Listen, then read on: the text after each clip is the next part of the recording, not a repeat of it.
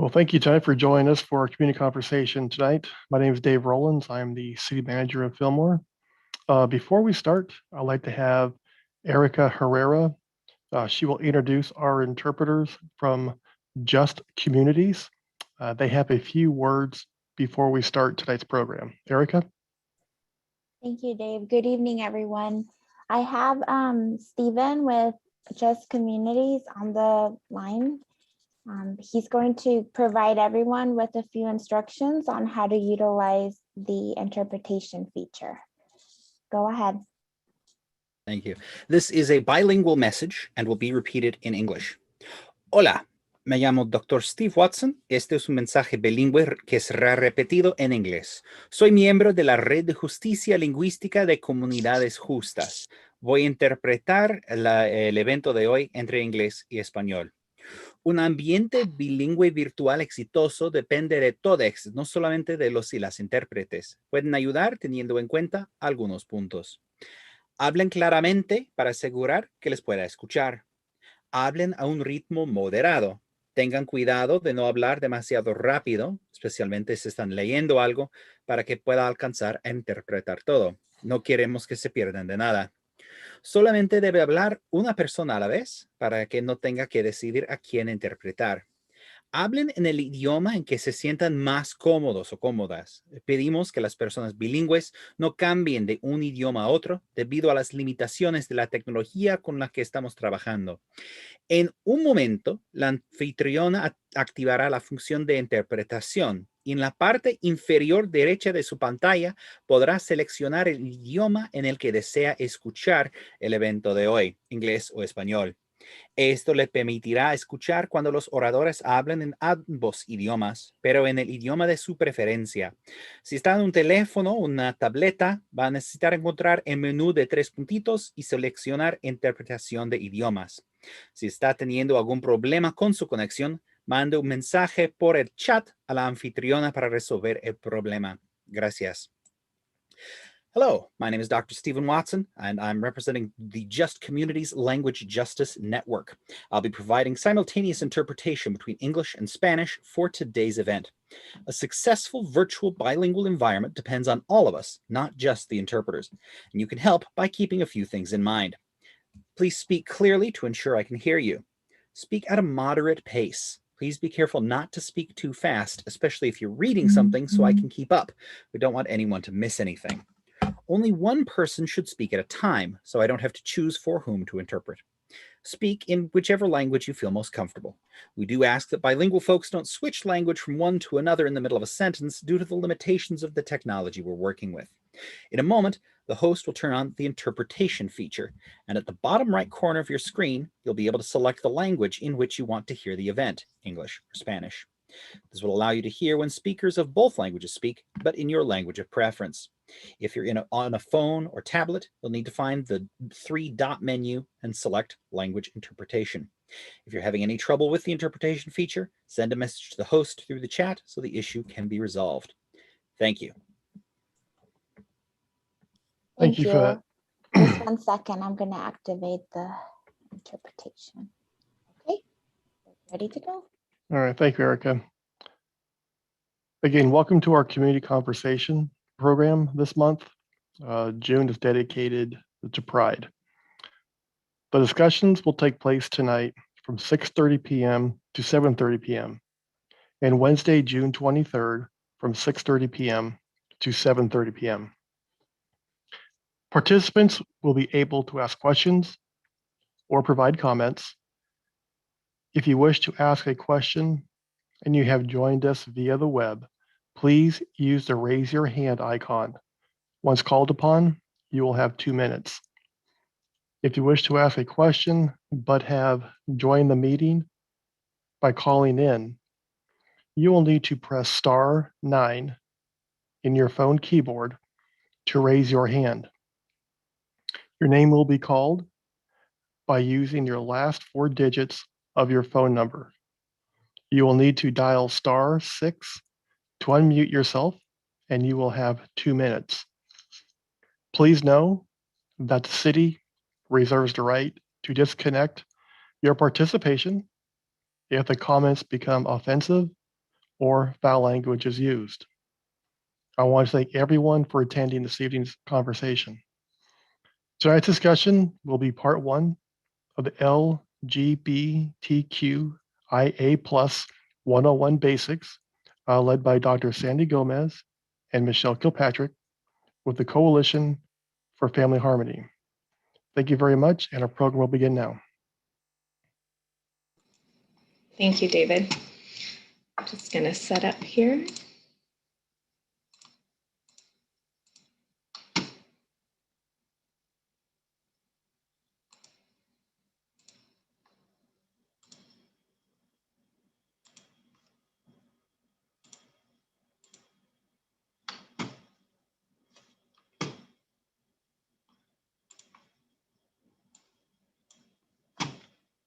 Okay, is my volume okay? Okay, thanks, Sandy. So again, my name is Michelle Kilpatrick. My pronouns are she, her. I'm the LGBTQ program coordinator at the Coalition for Family Harmony in Oxnard. I'm also a rape crisis advocate there. And I'll have Sandy introduce herself. Hello, everyone. I'm Dr. Sandy Gomez. My pronouns are she, her, and hers, and I oversee the Rape Crisis Center, which is housed at Coalition for Family Harmony, and I also oversee the LGBTQ program at Coalition for Family Harmony that provides counseling, advocacy, and training. So we're very pleased to be here today. We are very grateful for the City of Fillmore for creating space to have these important conversations. And Michelle will be taking the lead with today's training or presentation conversations, and then I will be taking the lead next week. So I hope that you all come back for next week as well. Thank you. Thanks, Sandy. And toward the end, I'll discuss a little bit more about what services we offer here at the Coalition. But tonight's objectives in the first part will be to identify the differences between sex, sexual orientation, and gender. We'll define the LGBTQ+ acronym, and we'll talk about the negative impact of judgment on LGBTQ people. Overall, to keep in mind is our goal tonight is to practice a culture of kindness. This benefits LGBTQ people and the City of Fillmore. All right, so to start, we'll talk about the differences between sex, gender, and sexual orientation. But first, I want to define what the binary is. This is anything that has two parts. So we often think of sex, gender, presentation, sexual orientation as existing on a binary, which looks like male, female, masculine, feminine, attracted to women, attracted to men. When in reality, all of these things exist on a spectrum, and we'll break that down going forward. But again, we just want to be mindful of judgment and respect the way that other people identify and live their lives. So here is a spectrum of just sex, gender, gender expression, and sexual orientation. So typically we are taught to think that something has to line up on one side of the spectrum or the other. So for example, baby girl grows up to be a woman, she presents femininely, and she's attracted to men. That's an example of existing on one side of the binary here. As we're going to talk about, for most people, even if they're not in the LGBTQ community, their identities or expressions might exist somewhere on this spectrum. Any experience between these binary ends of the spectrum is going to disrupt this idea of the binary. So first, what is the definition of sex? We refer to this as sex assigned at birth. This is when a doctor determines either before birth or at birth what the sex of a baby is. This is based off of external anatomy. Doctors typically assign one of three sexes: female, male, or intersex. Intersex refers to someone who might have characteristics that aren't exclusively what we consider female or male. That could be anatomy, could be chromosomal, could be hormonal. But that's to demonstrate that even sex exists on a binary, or I'm sorry, doesn't exist on a binary, it exists on a spectrum here. One reason we refer to this as sex assigned at birth instead of saying things like biological sex or so-and-so was born a boy or when so-and-so was a girl is because it can be wrong. That assignment at birth could be incorrect. A lot of times people aren't discovered to be intersex until later in life, maybe around puberty. But another reason is because sex and gender are often equated by society. But as we're talking about tonight, they're not the same. So gender and sex are not synonymous. And having this language saying sex assigned at birth really just respects that anatomy is not synonymous with somebody's gender. So that leads to the question, what is gender? This is who you are. It's your innermost concept of self. And what we typically think of as gender is man, woman, boy, girl, and those are the two, again, thinking back to that binary we talked about. In reality, again, on a spectrum, some other genders include non-binary, gender fluid, transgender, there's more genders. More youth in particular in Ventura County are identifying as non-binary, so I'll just take a minute to define that. What that means is somebody's experience of gender isn't exclusively woman or exclusively man. It might be a combination of the two. It might be outside of that entirely. So you don't need to understand every nuance of what that means for somebody else because everyone's going to have their own experience of being non-binary. But just to understand that it's a different experience for other people and just to kind of introduce some of these terms if they're new for you, you might be hearing them and wonder what they are. So basically, again, it just means that somebody's gender experience is not exclusively woman or exclusively man.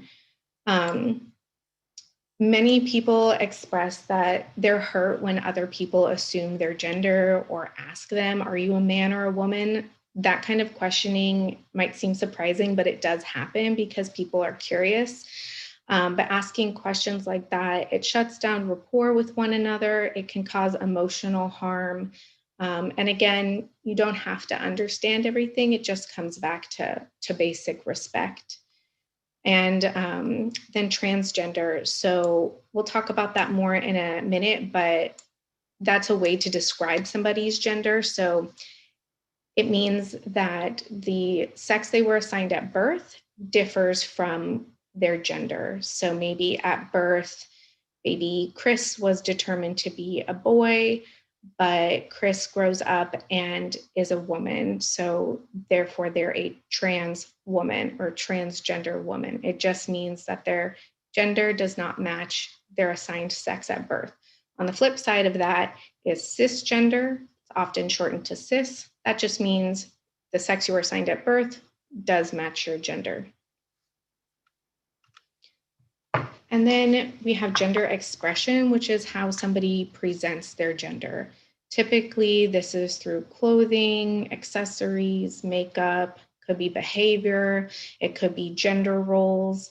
On each end of the spectrum, we'd have feminine and masculine. In the middle is androgynous. So that's kind of like a combination or a blur between masculine and feminine. Many people express their gender along the spectrum, even if they're not trans or gay or bisexual or non-binary. And this changes throughout time. So, pink used to be what we considered a boy color, and throughout time, that has changed into what we consider a girl color. So gender expression, like gender, is very shaped by points in time, by geographic location, culture, religion, but it's not stuck in one point, it changes. And then, take, for example, a boy who paints his nails. This doesn't have any implication of what his gender is or what his sexual orientation is. It's just an expression of gender. And here depicted is Alok. They're a gender activist. Looking at them, you might see body hair, maybe some masculine features and think this is a man. Or you might notice there's feminine colors, patterns, makeup, jewelry, and think, well, maybe this is a trans woman. In reality, ALOC is non-binary, and that's to demonstrate that just by looking at somebody, you can't innately know what their gender is, even if you're looking at their gender expression. So even if you know somebody's pronouns, like I told you my pronouns are she, her, that doesn't imply to you what my gender is, it just tells you what my pronouns are. So we want to avoid making assumptions about people based on how they look. Assumptions can hurt people, they can shut down conversation. Some people don't have the freedom to express their gender the way they want. And so making assumptions about what their gender is kind of reinforces their inability to express themselves. And just checking my notes here. Yeah, so we'll move on now to sexual orientation. This is who you're attracted to or who you love. This could be physical attraction, it could be emotional attraction. Again, back to that spectrum, you have attracted to women on one end, attracted to men on the other end, and then there's a lot of different orientations in between or outside of this spectrum.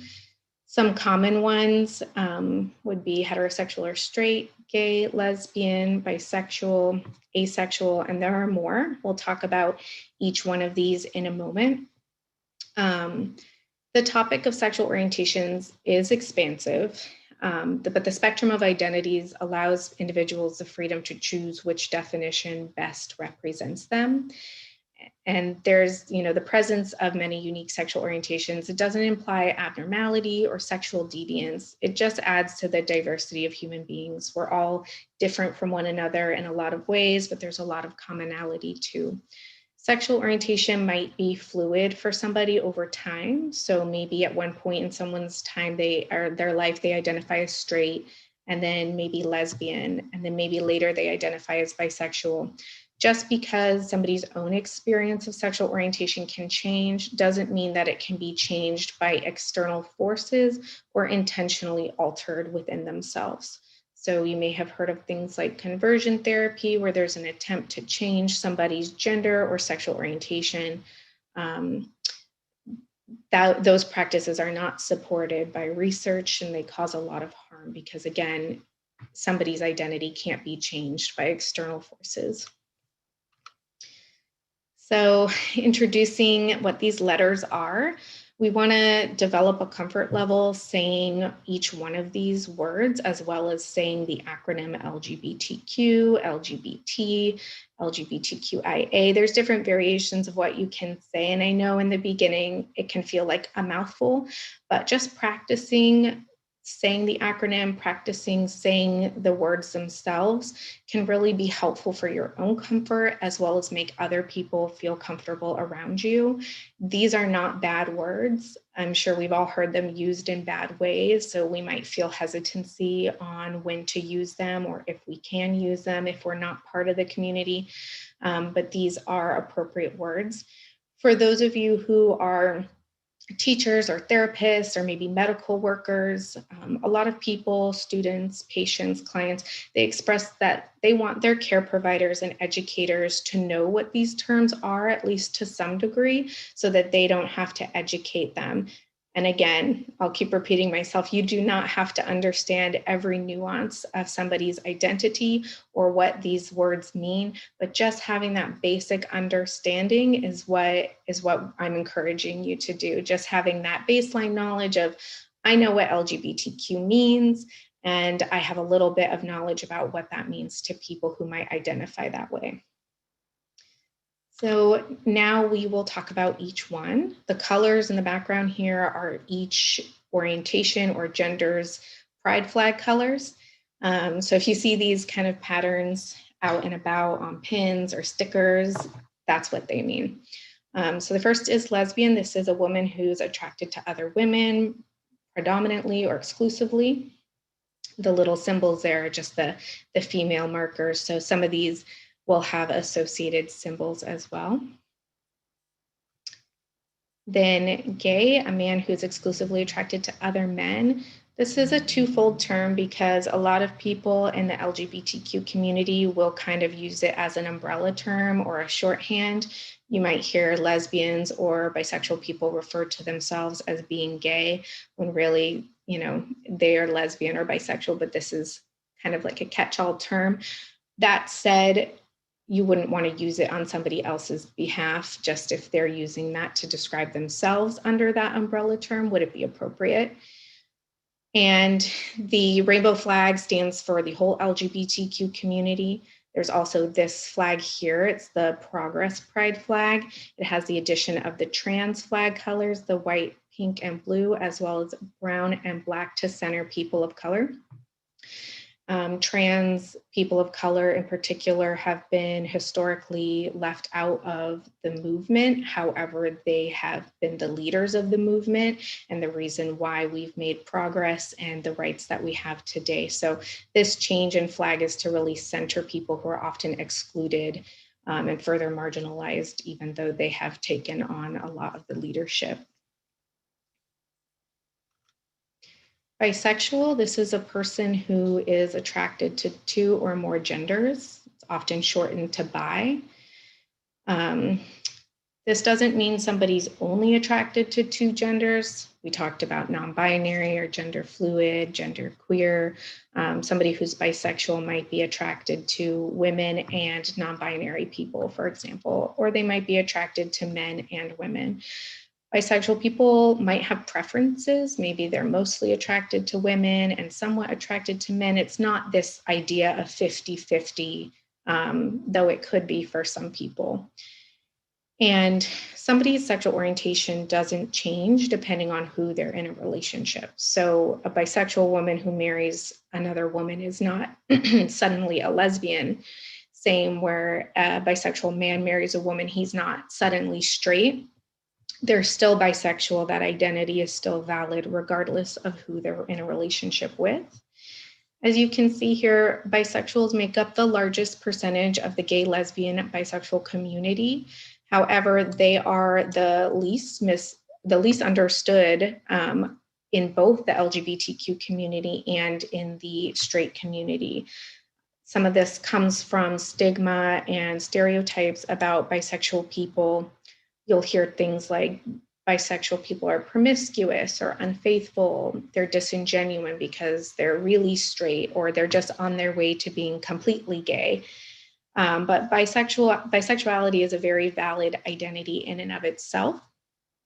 Unfortunately, these stereotypes and stigmas lead to higher rates of sexual assault and mental health issues, especially for bisexual women. Switching gears, talking about gender. So we just defined 3 sexual orientations, and now we're talking about a gender, which is what we talked about at the beginning, transgender, a person whose gender differs from their sex assigned at birth. This is often used as another umbrella term. It could describe a wide range of identities and experiences of people whose gender or gender expression differs from their assigned sex at birth. So any gender diverse people could fall under the transgender umbrella, like I talked about, non-binary, gender fluid. Not all non-binary or gender fluid or gender diverse people will identify as transgender, but you might hear it used both ways. Again, like all of these, it will really depend on the individual and what these terms mean to them and how they identify with them. Trans it's not a noun or a verb, it's an adjective. It's used to describe gender. So we don't say somebody is transgender, is a transgender or transgendered. You would just say that person is transgender. So again, it's used as an adjective to describe somebody's gender. Trans people identify as men, women. Again, they might identify as non-binary and more. There's a lot we can't get into in the span of an hour tonight. So just know that this is broader and more expansive, and I'm intentionally distilling it into bite-sized pieces. So if anyone here is trans or gender diverse in any way, I appreciate that this is a lot bigger than what I'm able to talk about right now. Transgender is not a sexual orientation. It tells you nothing about somebody's sexual orientation. Trans people can be straight, gay, lesbian, bisexual, and more.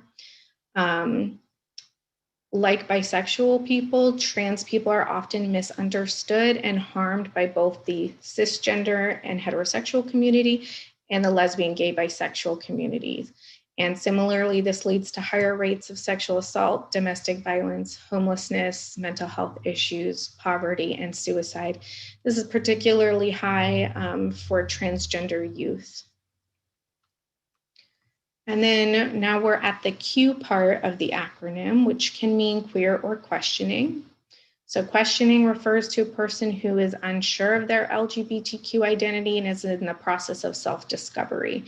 Maybe they're not sure if they're gay or bi, or maybe they don't want a label yet or ever, which is completely fine because not everybody who might fall under the LGBTQ community umbrella identifies that way. Queer is another umbrella term for LGBTQ identities. However, because it's historically been used as a slur, not everybody is going to be okay with this word. Queer could refer to somebody's sexual orientation or their gender or both. It tends to be a bit generational. Some people really might still feel like this is an offensive term, and that's completely valid because they may have been alive at a time where it was used in a really derogatory way and they are not wanting to reclaim it like other people are. And even some younger LGBTQ people might really not appreciate that word as well. So it's a word you unfortunately can't use in lieu of saying LGBTQ. You would only use that word if somebody has told you that that is how they identify. Again, this is about self-identification and people having the autonomy to choose these labels for themselves or not. Moving on to the I, which is intersex. I talked about this in the beginning. This is a person whose chromosomes and or hormones or sexual anatomy don't meet the traditional markers of male or female. Like I mentioned, sometimes it's not known somebody's intersex until puberty or until they're trying to conceive because their sex assignment was based off of visual anatomy, which again can be incorrect. According to experts, around 1.7% or 1 in 60 people are born with intersex traits. This is comparable to the number of people born with red hair. Despite this, the term intersex is still widely misunderstood, and intersex people are massively represented or underrepresented. And 1.7% might not sound like a ton of people, but that's over 130 million people.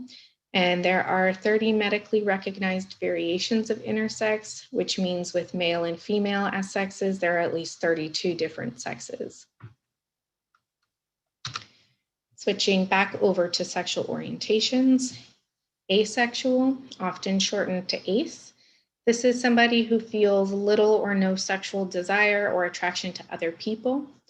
This is not the same as celibacy, which is a choice. Some asexual people do have sex. It could be for a variety of reasons. It will depend on the person and the situation. But many asexual people experience romantic attraction. They date, they cuddle, they have families, they get married.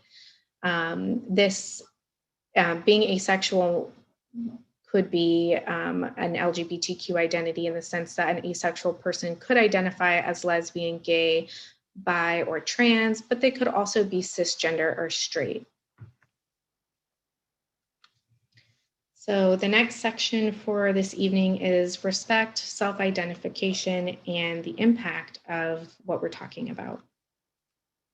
Again, we want to embrace this respect for self-identification. Please be mindful of making assumptions based on someone's appearance or voice, assuming that someone is gay or trans, they look a type of way, or they look weird, etc. It's easy to feel a little bit overwhelmed by what we're talking about, especially if it's new to you. So I definitely appreciate that, and thank you for taking time to show up here. please don't feel overwhelmed. There is continuous education that, Google is full of information, social media. There's a lot of great people to follow to continue your education. And again, nobody is expecting you to understand or memorize every single thing. But these identities are not new. I think sometimes we hear things like it's in fashion, or everyone's gay now, or everyone's trans now, but these identities aren't new. They have always existed here and in other cultures and regions and religions. So again, a best practice is allowing for self-identification. People get to decide how they identify. We don't want to label somebody on their behalf. We can all make space for this type of practice, just keeping an open mind and an open heart. Sometimes we don't know what words hurt people in the LGBTQ community because we might not be familiar with it. We might not know people in the community. And with language in every group of people, it changes over time, and it changes across regions. So words like homosexual, we're saying the homosexuals or the gays, anything like that, it's outdated, it's offensive. Particularly the word homosexual, it dehumanizes LGBTQ people.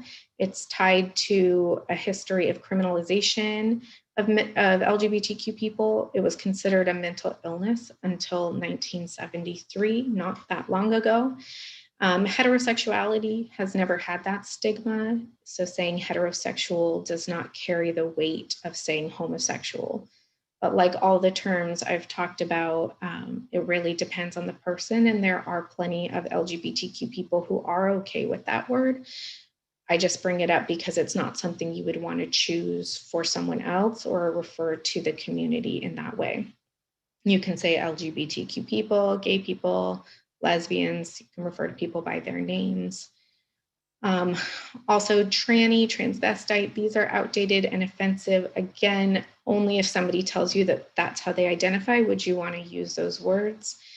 They have been used to dehumanize trans people as well. You can say things like trans people, transgender people, or again, refer to people by their name.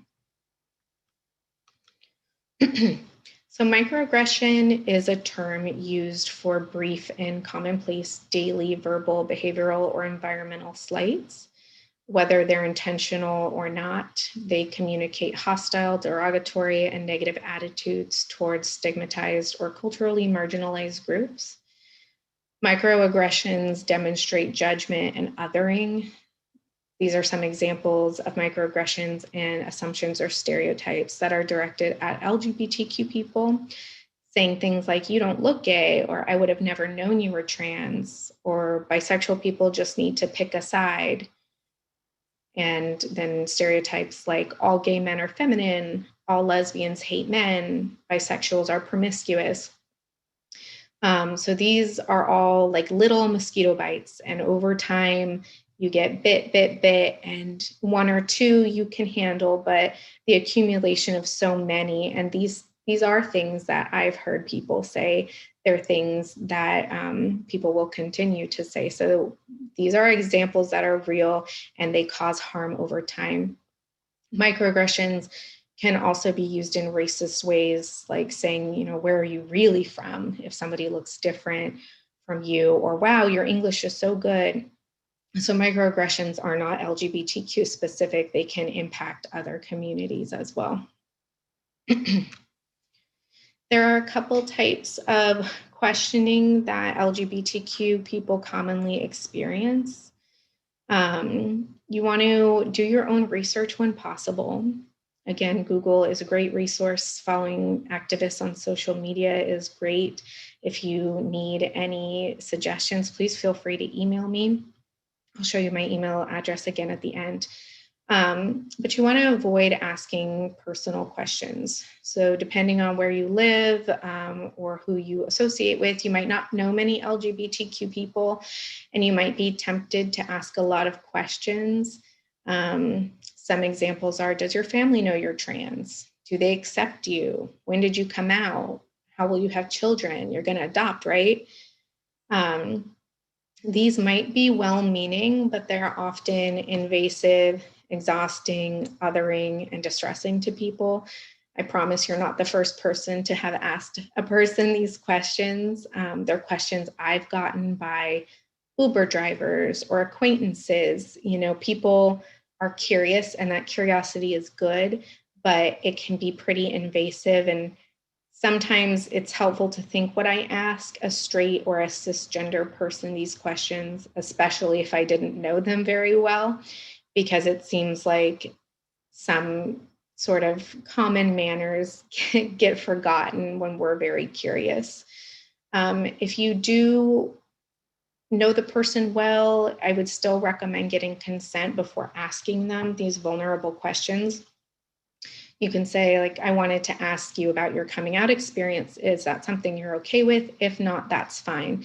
That gives somebody some context to what you want to know and what you're thinking about asking, and then it gives them the opportunity to decline, or they do want to educate you, and it might just depend on the day and how many other people have been asking these questions already.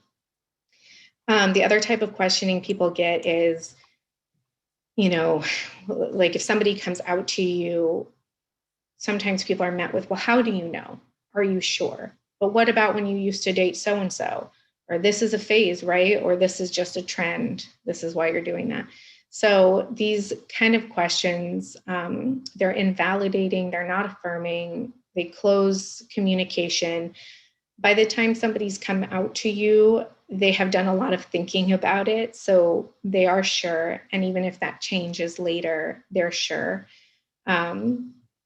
LGBTQ people have to come out a lot of times, even in small talk conversations or at work or wherever they are. So just be mindful about balancing your curiosity with respect. And why is it so important that we respect self-identification? It builds trust, it cultivates a culture of kindness, it shows your support for LGBTQ people, it creates welcoming spaces for your fellow community members in Fillmore. If you honor other people's ability to self-identify, it'll just continue to demonstrate trust and build mutual respect, closer communities. Respecting LGBTQ identities reinforces respect for all identities. So we all have these labels, identities within our communities, our families, cultures, religious communities, etc. So respecting these types of identities just extends to all other areas of respect too. Societal attitudes have a big impact on how we feel about being LGBTQ, as well as how our families feel about us being LGBTQ. A lot of how we feel does come from our home. And as you can see here in this survey, 24% of LGBTQ youth felt like they could be themselves at home. 25% of families showed support by getting involved in the LGBTQ community. And you have 67% of families making negative comments about LGBTQ people, and 48% of families who make youth feel negative for being LGBTQ. And over here we have about 42% of LGBTQ youth say the community in which they live in is not accepting of LGBTQ people. So these numbers are not very inspiring. I think there's a lot of room for improvement. On this next slide, we see that about 39% of LGBTQ people reported having a mental illness in the past year. So being LGBTQ is not a mental illness in and of itself, but people who are LGBTQ experience higher rates of mental health issues due to the stigma experienced by society, or from society, or from home, discrimination, violence. We might think that discrimination is not a huge factor, but there are a lot of day-to-day ways in which LGBTQ people are discriminated against. There are, little ways, and there are big ways like housing, employment. Even where there's state protections against that, there are obviously loopholes, and without resources, it's sometimes hard to fight back against the discrimination that's been experienced. There's also less resources available to LGBTQ people. For example, a lot of domestic violence shelters are segregated by gender, so they may or may not be welcoming to somebody who is trans or gender diverse. Resources might be available, but they might not be especially competent in understanding the dynamics of LGBTQ people or their experiences with intimate partner violence, domestic violence, or sexual assault. So because of, again, discrimination and stigma, there's higher instances of mental illness, also homelessness, poverty, discrimination we talked about, sexual assault and domestic violence, bullying, divorce, substance abuse. And I want to make it clear that we're not saying other people don't experience these things or have a hard time in life, but what we are saying is these experiences are a direct result of the way LGBTQ people are treated simply for existing as themselves. So some key takeaways to review. We talked about sex, so anatomy, chromosomes, hormones. This is, again, decided by a doctor before or at the time of birth. It does not mean that equates to somebody's gender, which is who we are, that sense of self. Sexual orientation is who we love or who we're attracted to. We talked about the LGBTQ acronyms, so lesbian, gay, bisexual, transgender, questioning, queer, intersex, and asexual. I would encourage everybody to practice saying LGBTQ out loud, say what each letter represents, increase your own comfort level, increase the comfort level of those around you, normalize it. Again, these are not bad words unless you use them in a bad way.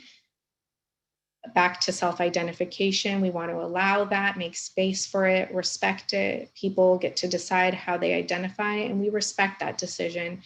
And that's mutual. So LGBTQ people are going to respect other people's identities if they're straight or cisgender. Education and practice is a way to cultivate a culture of kindness aimed at improving our community wellness. This is an ongoing practice. Even those of us in the LGBTQ community do not understand the nuance of every other identity. Some people struggle to keep up with changes in language or terms. So we are all expected to continually educate and respect one another.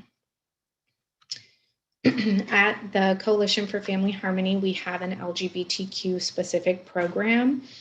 Our waitlist is currently closed, but we offer 10 free counseling sessions to anyone who identifies as LGBTQ and their support system, like parents or caregivers. If you or someone you know is interested in obtaining free counseling, you can continue to check in with our navigation team about the waitlist status. Right now, or when the waitlist opens up again, we might be doing in person, but right now everything is by telehealth. And so it's going to be over Zoom primarily. We have clinical support groups listed here. These are free as well. The current one we have is the trans adult group, and that is also by Zoom. If you or anyone else is interested in joining that support group, you can call our navigation team or email them. We also have a 24-hour bilingual crisis hotline for anybody who is in need of immediate support. You might want to screenshot this just so you have that phone number and email address, but do keep checking in if you're interested in the waitlist status. As David mentioned, the next session will be Wednesday, the 23rd, 6:30 to 7:30, so same time. Sandy is going to lead that conversation, starting with a review of tonight, and then she'll talk about different best practices, a discussion of pronouns, what they are, how to use them, and identify inclusive and affirming language. I would also encourage you to screenshot this slide. It has LGBTQ resources, some of which are local, some crisis lines, and local health organizations that serve the LGBTQ community as well. So some of the local organizations are One Step Alaves, Diversity Collective. There's AA LGBTQ specific meetings, Trans Alliance Ventura, PFLAG. That's a really good support group for loved ones of LGBTQ people. So if you have, your child is LGBTQ, that's a great place for you to go and learn more about the community and advocacy. There's New Beginnings Counseling. You can contact them if you're in need of counseling before our waitlist is available. And then these crisis lines, they are 24/7. They have phone support as well as text-based support. The Trevor Project is LGBTQ specific. And on the 27th of this month, Sandy and I will be attending Fillmore's Pride Resource Fair. So we will be out in front of Fillmore City Hall between 4 and 7:30. And we will be there representing the coalition with updated fact sheets around intimate partner violence, domestic violence, and sexual assault as they pertain to LGBTQ people.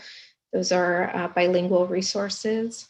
We'll also have additional resources in Spanish and English about the LGBTQ community.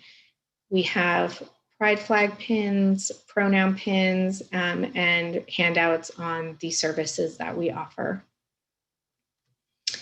Thank you everybody for listening, and you can screenshot this too. It has my email address and Sandy's email address. Please do feel free to reach out to me if you need additional information, or if you have questions, or if you need help getting connected with the navigation team. We are more than happy to help and provide whatever additional resources we can. I think now we are opening it to questions.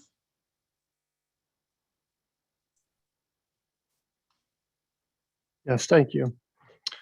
Again, if you would like to ask a question or provide a comment, if you have joined us via the web, please use your raise your hand icon. Once called upon, you will have 2 minutes. If you have joined the meeting by calling in, you will need to press *9 in your phone keyboard to raise your hand. Your name will be called by using the last 4 digits of your phone number. You will need to dial *6 to unmute yourself, and you will have 2 minutes. And again, as a reminder, the city reserves the right to disconnect your participation if the comments become offensive or foul language is used. Thank you, Erica. I'll let you bring people in and have any questions. Thank you. Can everyone hear me? Mm-hmm. Thank you. Yes. Perfect. We have Natalie. I'm going to go ahead and unmute you. You can ask your question.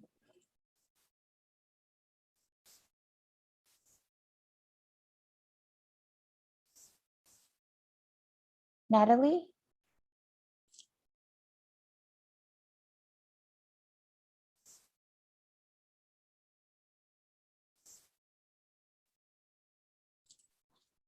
Natalie, you should be receiving a message on your screen asking you to unmute. Okay, there. Can you hear me now? Yes. Okay, first of all, it's Nathalie, not Natalie. There is an H in it, Nathalie. I noticed that you have many resources for youth. I think that's excellent. I kind of work with the One Step program, not a lot. I actually live across the street from them. But what kind of resources do you have for senior citizens?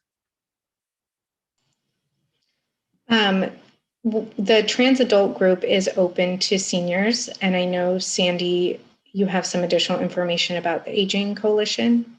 Yeah, so we are we are also part of the LGBT plus aging coalition. So from our end, we are trying to get education to a lot of different business organizations to make sure that they have that cultural sensitivity to be able to support any of the patrons that come in to use their services. We do have a trans adult support group that has a wide range of ages, but for the most part, they're also folks that tend to be a little bit older. And although our counseling is currently closed, all of the different, our counseling is open to anyone, regardless of one's age. So those are also excellent services at all, especially, unfortunately, just because of everything that's been going on with the pandemic. Our counseling is currently at capacity right now. But again, any of the counseling is available to us. We also have an online romance scam group that, although it's not specific for LGBTQ plus folks, there tends to be a higher number of our aging community that participates in that particular group. And that's one of the longer running groups that we have. And how would I get in touch with the trans adult group for my own personal? Sure. So you can either call our main office number, which is 805-983-6014. Okay, thanks, I've got that. Monday through Friday, 8 to 5 minus the business hour, and ask to be connected to our navigation team. I also have an email that I can provide you if you'd like. But I think I copied it down. Yes, thank you. Yeah. So basically you would be reaching out to them. They would be reaching out to you to do an intake. And then that intake would be relayed to our facilitator of that particular group, which is a clinician. And then the clinician would be reaching out directly to you to ask a couple of questions for follow-up. Oh, okay, great. And also, since I do work with the One Step Olivace people, how can I get more involved, or what can I do to help more? To help One Step, or to help? No, to help LGBTQ people here in the Fillmore community. That's a great question. I mean, I'm sure there's other folks from Fillmore involved, but in terms of the kind of the messaging that Michelle has been providing today, Nathalie, a lot of it is just taking the time to do a little bit of the labor to get educated on the diversity of the community in Fillmore, starting to understand that there's many different ways that people can identify, starting to— I already understand that fairly well. I mean, I identify as genderqueer myself. Mm-hmm. So yeah, so I would say folks that are logged on, if there's anyone from One Step that can talk maybe about particular projects that are taking place that can support LGBTQ plus community, LGBTQ plus youth specific to Fillmore. From our end, Nathalie, it just makes me really excited that you're asking these questions about how to get involved. We want community members to be stepping in and to be supporting. We want to be a community that's accepting. Oh, that's awesome. Thank you very much. And I appreciate you guys being here. And I also, can I email you for the link to the session for next week, because I've already lost the link for it, and I didn't. Yeah, you can go ahead and email me, and I'll connect you to Erica Herrera so that she can provide you with that particular link.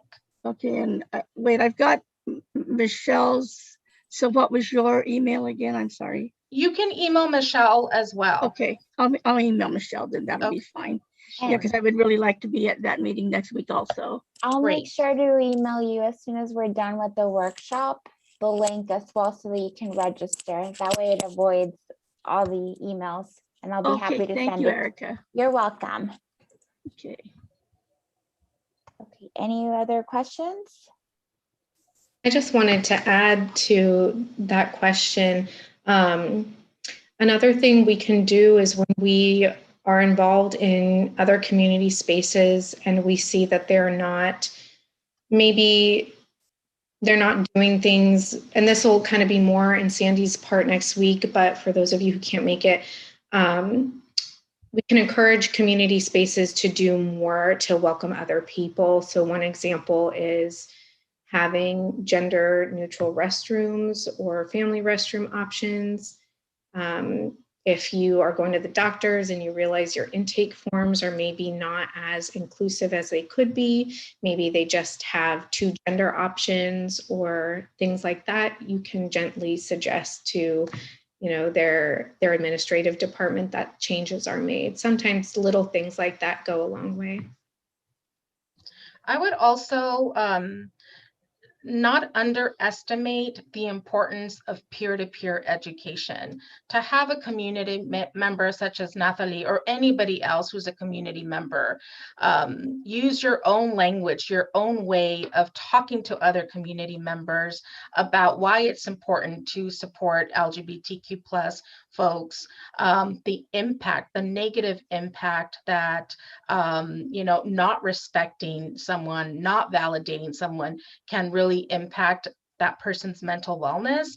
You know, having these conversations with your neighbors, I cannot stress how important that peer-to-peer education is in just helping to spread, you know, kindness and an understanding, because having someone like myself speak to your neighbor as opposed to you, you know, providing that explanation to your neighbor, there's a difference. And there's something absolutely invaluable about that peer-to-peer education. I think that we're hoping, you know, through these conversations that will happen, and that we all are working together to really embrace a culture of kindness. I cannot, as somebody who works at an organization where all we do is mental health, we're in a major crisis right now with all of our community members, particularly our LGBTQ plus communities and youth,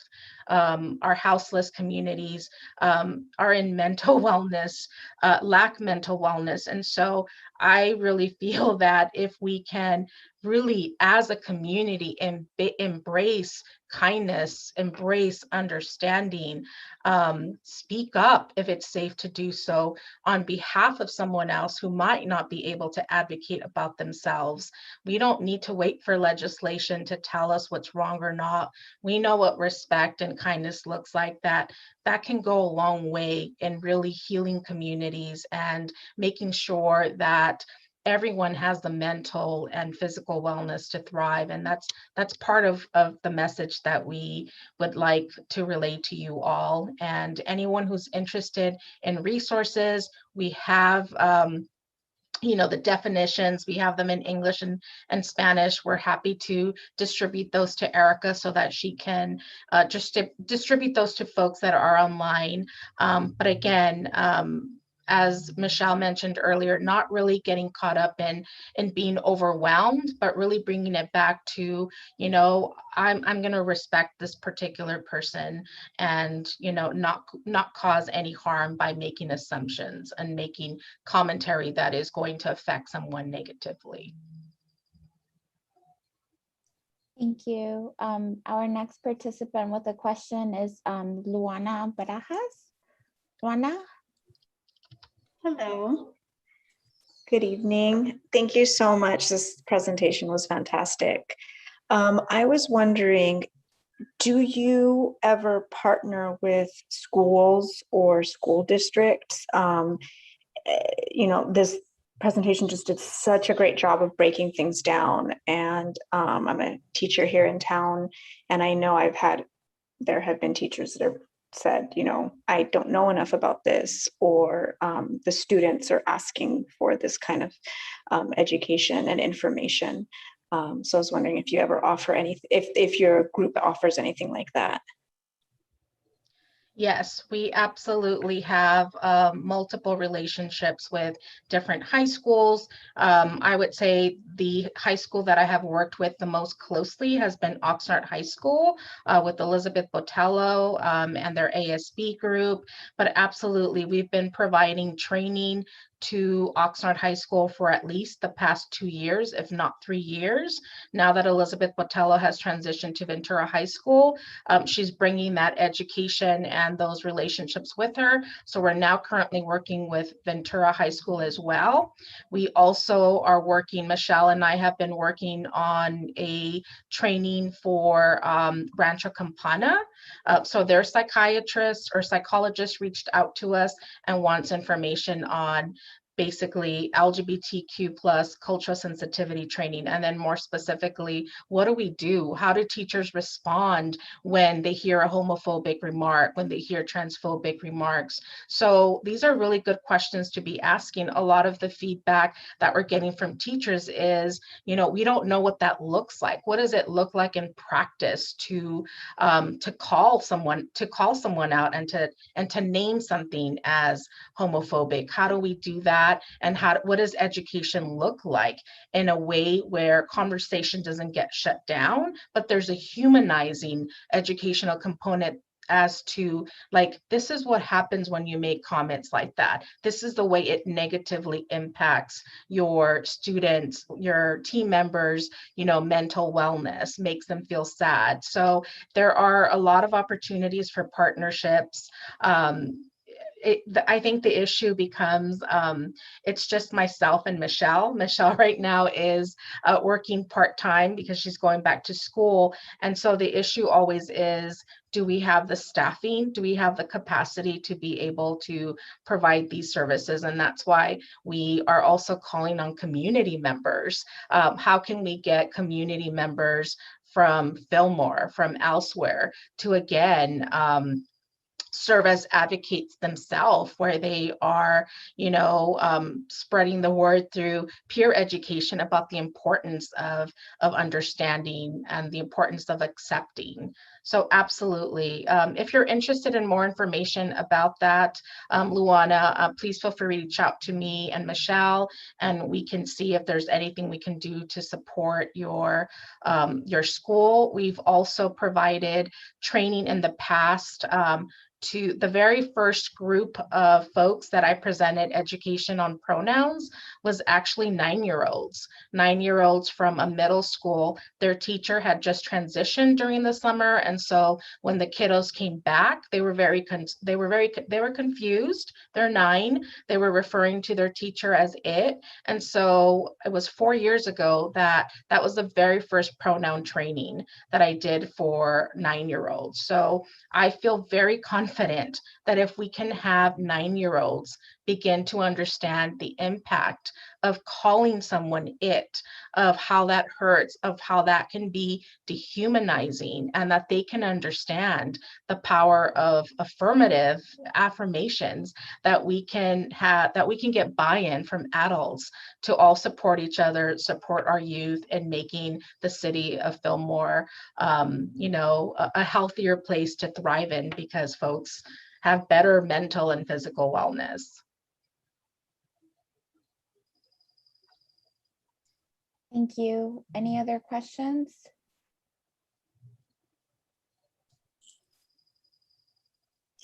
Seeing none. Oh, there's actually one more. I apologize. Okay.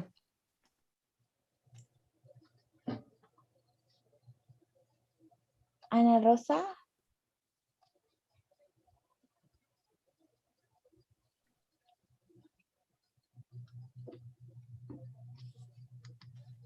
Oh, I just wanted to invite everyone who wanted to participate in the resource fair, which Sandy mentioned earlier on June 27th.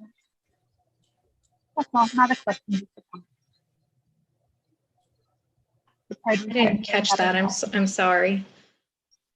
Ana Rosa, you're breaking up.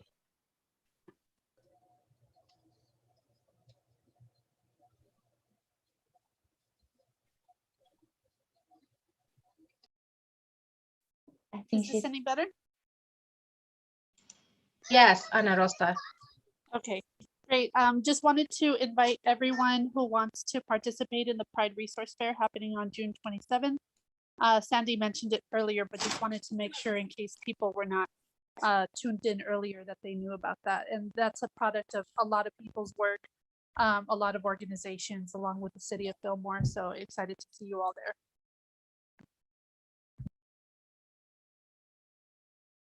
Okay, thank you.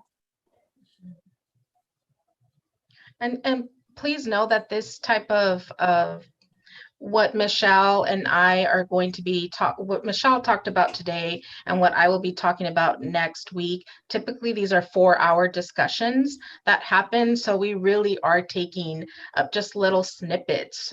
So again, if you have any questions, please feel free to reach out directly to me or Michelle, and we will make the space and the time to make sure that we answer your questions, any confusion that you may have.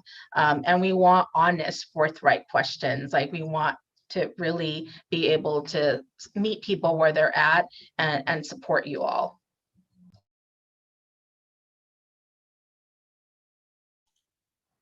Great. Well, thank you for everybody who participated tonight. Just a reminder, part 2 will be next Wednesday, June 23rd from 6:30 p.m. to 7:30 p.m.